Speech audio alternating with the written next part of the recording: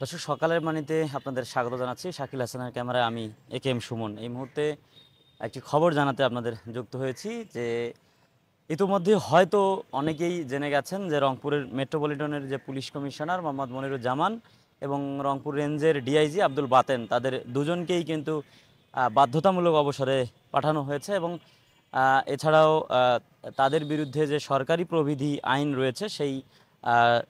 সরকারি বিধির আইন অনুযায়ী বাধ্যতামূলক অবসরে পাঠিয়েছে বাংলাদেশ পুলিশ।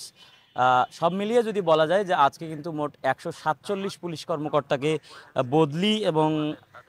এছাড়াও তাদের পদায়ন করা হয়েছে এবং সব মিলিয়ে এর মাঝখানেই কিন্তু এই যে যে দুজন পুলিশ কর্মকর্তাকে যে বাধ্যতামূলক অবসরে পাঠানো হলো এর মূল কারণ হিসেবে যেটি বলবার চেষ্টা করছেন বা অসমর্থিত সূত্র মতে আমাদের কাছে যে তথ্য রয়েছে সেটি হচ্ছে যে বেগম রোকেয়া বিশ্ববিদ্যালয়ের যে শিক্ষার্থী আবু সাঈদ হত্যা এবং বিভিন্ন ধরনের যে পরিবেশ রাজনৈতিক পরিবেশ সেটি অস্থিতিশীল হওয়ার কারণেই কিন্তু এই দুই কর্মকর্তাকে চাকরি থেকে বাধ্যতামূলক অবসর দেওয়া হয়েছে বলে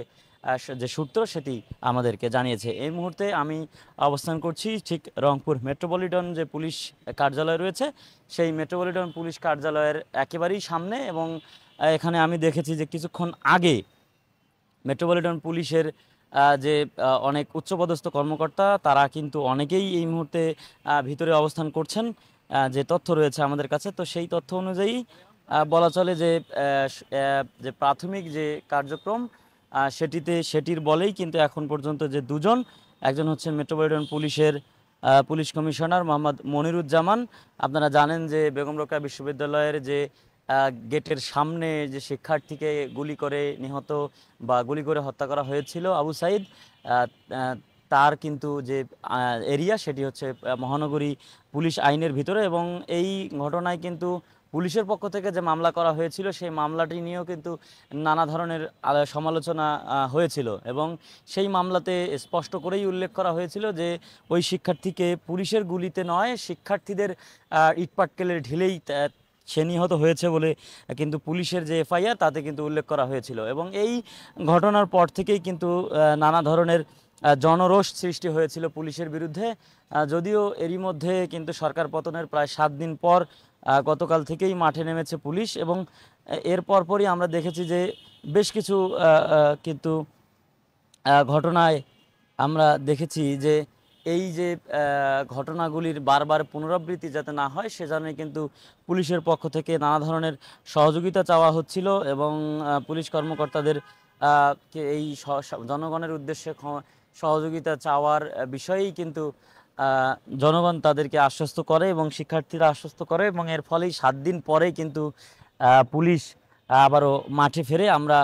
কিছুক্ষণ আগেই কিন্তু আপনাদের দেখানোর চেষ্টা করেছিলাম যে শিক্ষার্থীদের আশ্বস্ত এবং জনগণের আশ্বস্ততার মুখেই কিন্তু পুলিশ আবারও মাঠে ফিরেছে এবং কাজ করছে এবং এমন সময়ই কিন্তু নতুন করে আবারও যে দায়ী যারা পুলিশ কর্মকর্তা যাদের বিরুদ্ধে প্রাথমিক তথ্য অনুসন্ধানে অভিযোগ প্রমাণিত হয়েছে তাদেরকে শাস্তির আওতায় নিয়ে আসা হচ্ছে। ইতিমধ্যে আমরা শুনতে পেরেছি যে বেশ কিছু পুলিশ কর্মকর্তার বিরুদ্ধে মামলা করা হবে বলেও কিন্তু একটি অসমর্থিত সূত্র আমাদের কাছে জানিয়েছে। তো সব মিলিয়ে বলা চলে এখন পর্যন্ত পুলিশের যে দুই কর্মকর্তাকে বাধ্যতামূলক চাকরি থেকে অবসর দেওয়া হলো তার মধ্যে রংপুরের দুই ডিআইজি পদমর্যাদার, একজন হচ্ছে মেট্রোপলিটন পুলিশের কমিশনার মোহাম্মদ মনিরুজ্জামান এবং অন্যজন রংপুর রেঞ্জের ডিআইজি আব্দুল বাতেন। তো সব মিলিয়ে তো তথ্য ছিল আমাদের হাতে সবশেষ এই খবর দিচ্ছিলাম শাকিল হাসানের ক্যামেরায় আমি একেএম সুমন।